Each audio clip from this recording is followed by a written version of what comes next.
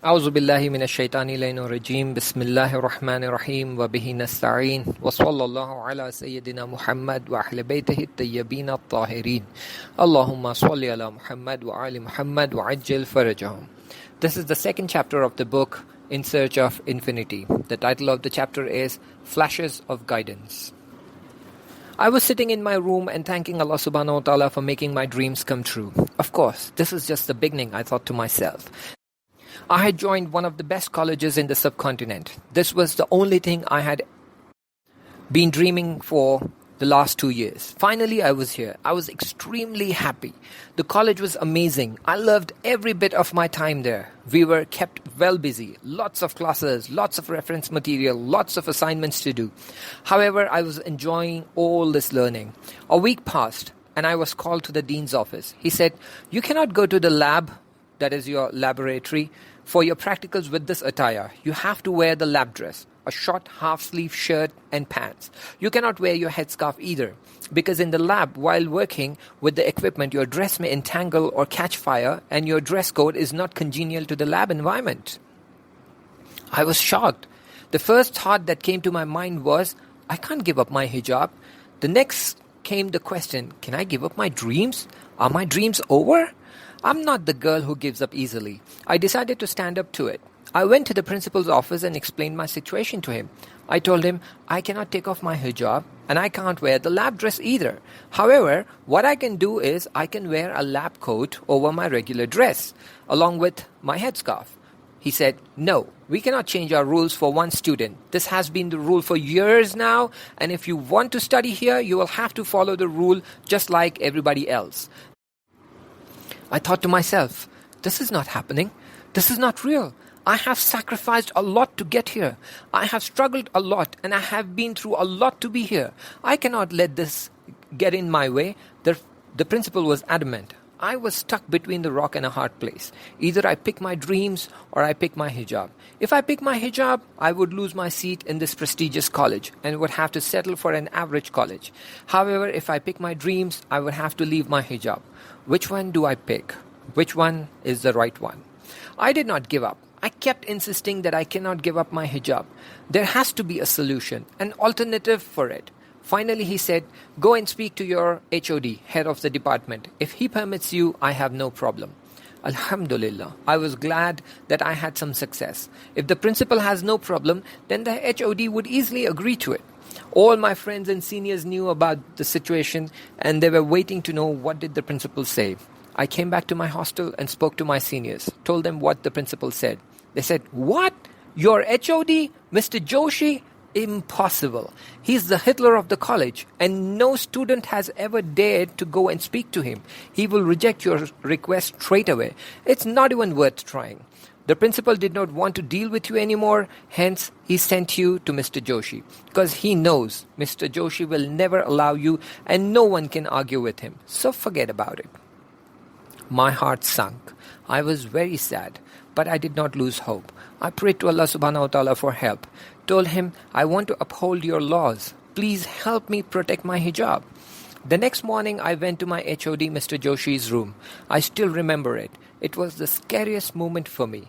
Not that I was scared of Mr. Joshi, but I was scared, what if he rejects my request? I knocked on the door with his strict and stern voice. He said, "Come in." I entered the room. He did not even look at me. He was reading something. While his head still in the papers, he said, "What do you want?" It was a very intense moment. I started stuttering and my voice shaking. I said, "I am a Muslim and my religion does not allow me to wear a lab dress. I cannot give up my hijab. I need your permission to wear my hijab in the lab." As I said this, he looked at me and asked me, "Are you a Shia?" I was surprised, since no one knew I was Shia. I said, "Yes." He said, "Permission granted." And he signed the request that I had brought with me. It said, I have permission to wear my hijab in the lab and I do not have to wear a lab dress. Instead, I can just wear a lab coat. I was in tears. I was happy, surprised, and shocked. He then looked up at me and asked me to sit. He continued, "Don't be surprised. I know everything about Shias and I respect them for their values. Do you want to know how I know about them? When I was a young boy, around 12 years, Hindu-Muslims riots broke off in the subcontinent. Hindus were killing Muslims and Muslims were killing Hindus.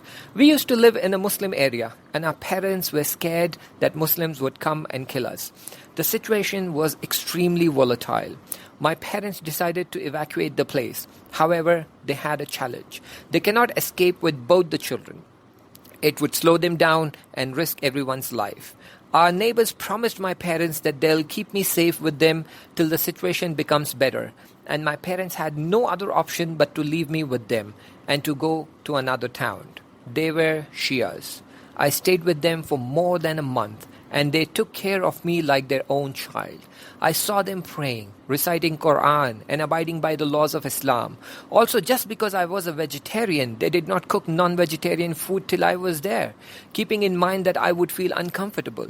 I still consider that lady as my mother. I know Shias very well.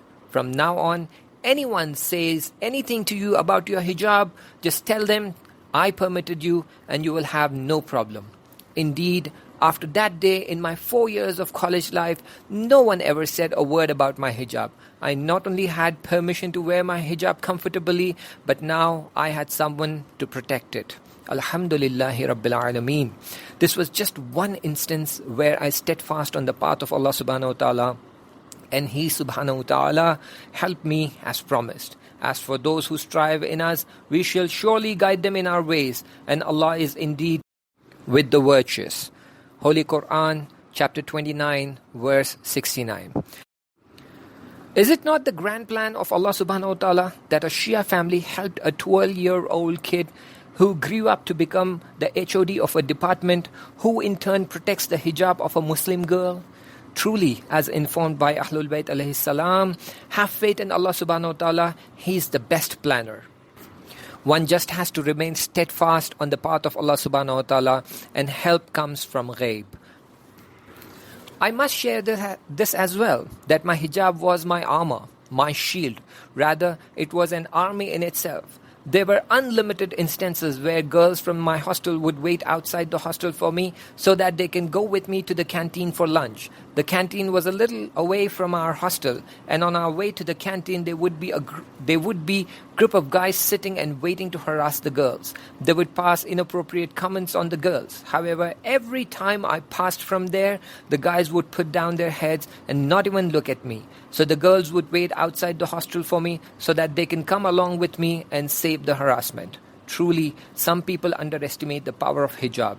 Hijab is not just protection or a shield, it's an army by itself. Cherish its value. Inshallah, rest of the content will be in the next chapter. Until then, Altamase Dua, Khuda Hafiz.